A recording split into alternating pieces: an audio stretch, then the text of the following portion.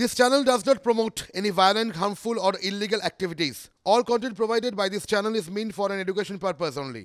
শুরু করব যে খবর দিয়ে, মানে সাতের সেরা শুরুতে আজ অবশ্যই অযোধ্যার দিকে তো চোখ রাখতেই হচ্ছে। তার কারণ রাম মন্দির উদ্বোধনের আগেই উৎসবের মেজাজ, সেখানে কথা বললে হয়তো কম বলা হবে। অযোধ্যায় মোদির মুখে রামের জয়ধ্বনি, বললেন 22শে জানুয়ারির অপেক্ষায় গোটা দেশ। কেন বললেন তিনি? বিশ্বকে দিশা দেখাবে অযোধ্যা। মন্দির উদ্বোধনের দিন ঘরে ঘরে প্রদীপ জ্বালাতে দেশবাসীর কাছে আহ্বান প্রধানমন্ত্রী। অযোধ্যার মঞ্চ থেকে এদিন নেতাজির প্রসঙ্গও টানেন নমো। 22 जनवरी के ऐतिहासिक क्षण का इंतजार कर रही है। রাম মন্দিরের উদ্বোধন হতে এখনো 3 সপ্তাহ বাকি। তার অনেক আগে থেকেই অযোধ্যায় উন্মাদনা। মধ্যমণি প্রধানমন্ত্রী।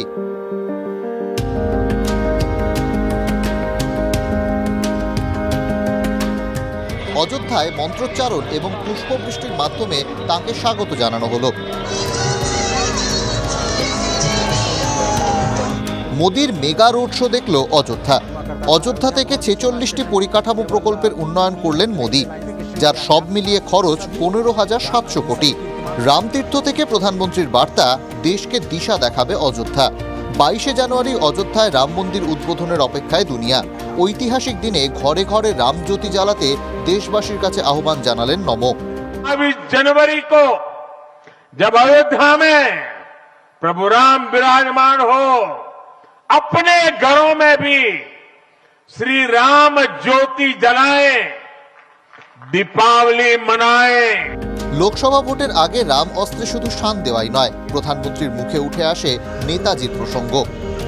आज के ही दिन 1943 में नेताजी सुभाष चंद्र बोस ने अंडमान में झंडा फहराकर भारत की आजादी का जय घोष किया था।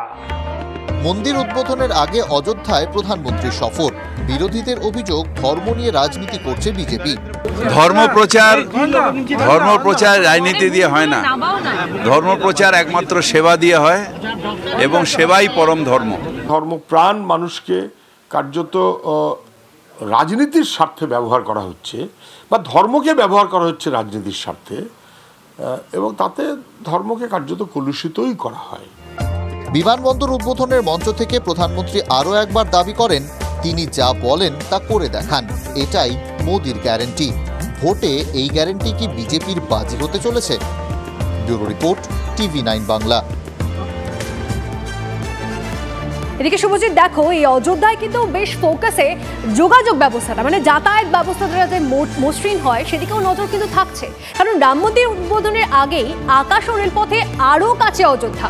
প্রধানমন্ত্রীর হাত ধরেই চালু হলো অযোধ্যা ধাম রেল স্টেশন ও ঋষি বাল্মীকি আন্তর্জাতিক বিমানবন্দর। ঠিকই তাই, এবং এই স্টেশন এবং বিমানবন্দর তৈরি হয়েছে রাম মন্দিরের আদলে। 6টি বন্দে ভারত এবং 2টি অমৃত ভারত এক্সপ্রেসের উদ্বোধন করেন আজ মোদি প্রধানমন্ত্রী, যার একটি বাংলা পেয়েছে।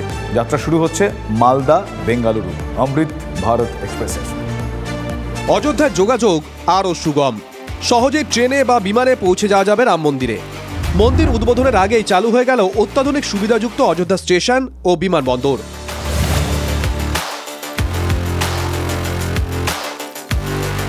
শনিবার প্রধানমন্ত্রীর হাত ধরে উদ্বোধন হয় অযোধ্যা ধাম রেল স্টেশন ও ঋষি বাল্মীকি আন্তর্জাতিক বিমানবন্দরের।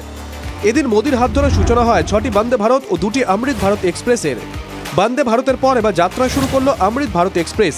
মালদা থেকে বেঙ্গালুরুর মধ্যে চালু হলো একটি অমৃত ভারত, যা সপ্তাহে একদিন মঙ্গলবার সকাল 8:30টায় ছাড়বে মালদা থেকে। মঙ্গলবার সকাল 8:30টায় একটি অমৃত ভারত বেঙ্গালুরু থেকে মালদার উদ্দেশ্যে রওনা দেবে। এই ট্রেনে মালদা থেকে বেঙ্গালুরু যেতে সময় ধরা হয়েছে 42 ঘন্টা। অমৃত ভারতে মালদা থেকে বেঙ্গালুরু যেতে স্লিপারের টিকিট 805 টাকা, আর দ্বিতীয় শ্রেণীতে ভাড়া 485 টাকা। অমৃত ভারত এক্সপ্রেসের সর্বোচ্চ গতি হতে পারে ঘন্টায় 130 কিলোমিটার। এই ট্রেনে কোনো এসি কামরা থাকছে না। পুশ-পুল পদ্ধতিতে কোনো যাত্রীবাহী ট্রেন চলবে, অর্থাৎ ট্রেনের সামনের মতো একেবারে শেষে একটি ইঞ্জিন থাকবে।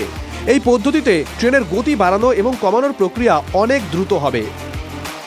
মালদা থেকে সরাসরি বেঙ্গালুরু পর্যন্ত যেতে পারবেন এবং এই ট্রেনটা হচ্ছে অত্যাধুনিক প্রযুক্তিতে তৈরি, যাতে সব রকমের সুবিধা আছে। যেখানে পরিযায়ী শ্রমিকরা যেতে পারতেন না, এখানে কোনো ট্রেন ছিল না, আজকে এই ট্রেন পেয়ে আমরা খুবই খুশি, খুবই আনন্দিত এবং আমরা মাননীয় প্রধানমন্ত্রী নরেন্দ্র মোদীজি এবং রেলমন্ত্রী অশ্বিনী বৈষ্ণবজিকে অযোধ্যার ট্রেন স্টেশনের উদ্বোধন হলেও এ নিয়ে খোঁচা দিতে ছাড়েনি বিরোধীরা।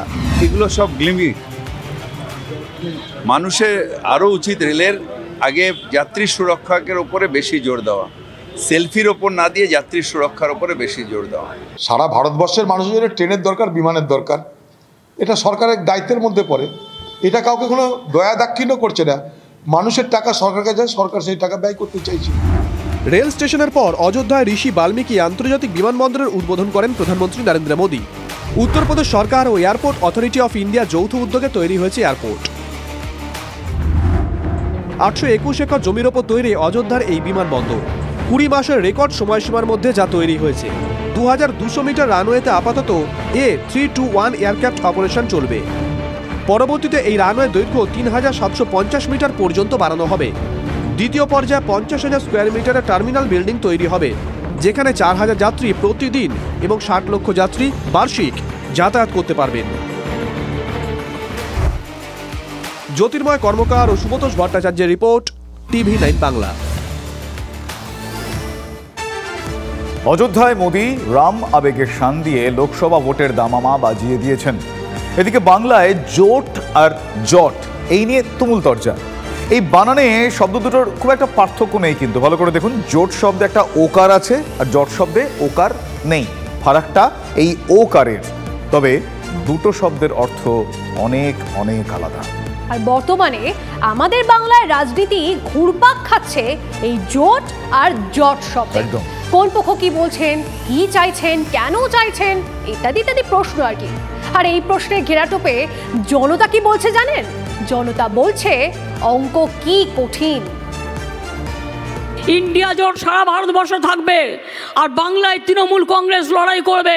দিদি নিজেই জোট চাই না, বাংলার মুখ্যমন্ত্রী নিজে জোট চায় না, কারণ তার জোট করতে গেলে অসুবিধা আছে। আমাদের চৌধুরী জোট করছেন না, নিজে AICC করছে। দেশের অডিয়েন্সকে বলেছেন যে আমি দরকার হলে সবার সঙ্গে ঐক্য করতে রাজি আছি। আমরা সেদিনই বলেছি নো। এরা সবাই ইন্ডিয়া জোটের মুখ।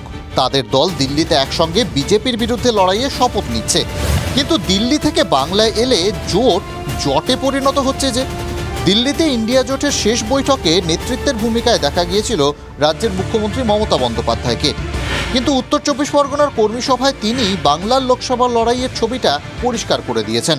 ইন্ডিয়া জোট সারা ভারতবর্ষে থাকবে আর বাংলায় তৃণমূল কংগ্রেস লড়াই করবে।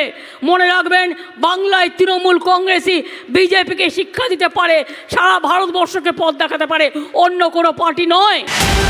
দিল্লি থেকে রাজ্যে ফিরে লোকসভায় কংগ্রেসের দলনেতা অধীর চৌধুরীও মমতা বন্দ্যোপাধ্যায়কে পাল্টা তোপ দাগলেন। বাংলায় কংগ্রেস লড়ছে তার মতন করে, তৃণমূল কোথায় আলোচনা করছে সেটা তৃণমূলের ব্যাপার। কে আমাদের সবচেয়ে এলো গেল তার আমরা ধার ধারি না। এই মুর্শিদাবাদ জেলায় তৃণমূলকে বিজেপিকে একবার নয় বারবার আমরা হারিয়েছি, আবার হারাবো। আমরা আমাদের ক্ষমতায় এই বাংলায় লড়ছি, লড়বো। শুধু জোট নয়, মল্লিকার্জুন খার্গের নাম প্রধানমন্ত্রীর পদপ্রার্থী হিসেবে প্রস্তাব করেছেন মমতা, সেটাও না পছন্দ অধীর চৌধুরীর। দিদি তো সব জায়গায় দিদিমাগিরি করে, তো আমরা কি করতে পারি? দিদি সব জায়গায় ঠিক করছে মোদির বিরুদ্ধে কে দাঁড়াবে, প্রধানমন্ত্রী কী হবে, সে দিদি সব জায়গায় তার মতো করে বাতালা করে, আমরা কি করার আছে? এই বাতালা দেখতে অভ্যস্ত আমরা। অধীরবাবু তৃণমূলের দিকে খড়গহস্ত। তখন বাংলায় কংগ্রেসেরই আর এক সাংসদ আবু হাসেম খান চৌধুরী বলছেন জোটটা অধীর নয়, করবে জাতীয় কংগ্রেস নেতৃত্ব। আমাদের চৌধুরী জোট করছেন না, নিজে AICC করছে। অন্যদিকে বঙ্গ রাজনীতির আরেক পক্ষ CPM অধীর চৌধুরীর পাশে। অধীরবাবু যেটা বলেছেন সেটা সত্য। গোটা ভারতবর্ষে বিজেপির বিরুদ্ধে সবাইকে একজোট করতে হবে যেখানে তৃণমূল নেই, আর পশ্চিমবাংলায় বিজেপি আর তৃণমূলের বিরুদ্ধে সবাইকে একজোট হতে হবে, এর কোনো বিকল্প নেই। এত কিছু শোনার পর সাধারণ মানুষের কি অবস্থা হতে পারে? কার কথায় ভরসা করবেন? শ্রীরামকৃষ্ণ বলেছিলেন যত মত তত পথ। তবে এত মত নিয়ে আর যাই হোক, জোটের পথটা মসৃণ হওয়ার সম্ভাবনা নেই। জোটের জট যত পাকবে ততই পথ মসৃণ হবে বিজেপির। তারা অনেকটা গুছিয়ে নিয়েই লড়াইয়ে নামছে। জোটের এই হাল দেখে কটাক্ষ গেরুয়া শিবিরের গলায়। এই জোট বলে কিছু নেই, এটা একটা ঘোট। মমতা ব্যানার্জি তো মনে হয় ঘোষণাই করে দিয়েছে যে তারা জোট করবে না, এবং এখানে আসন সমঝোতা করুক বা যাই করুক, লড়াই তৃণমূল ভার্সেস বিজেপি হবে। উৎসবের মৌসুমে দিল্লি ও সংলগ্ন অঞ্চলে ধোঁয়াশা একটা বড় সমস্যা।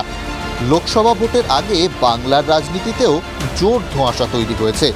ধোঁয়াশা কাটবে কিসে? উত্তর নেই। দিল্লিতে সবাই সবাইকে কাছে আসার, পাশে থাকার বার্তা দিচ্ছেন, আর বাংলায় এসে সবাই বলছেন একলা চলরে। অভিধানে অর্থ আলাদা হলেও বঙ্গ রাজনীতিতে জোট আর জট যেন সমার্থক হয়ে উঠেছে। অঙ্ক খুব কঠিন।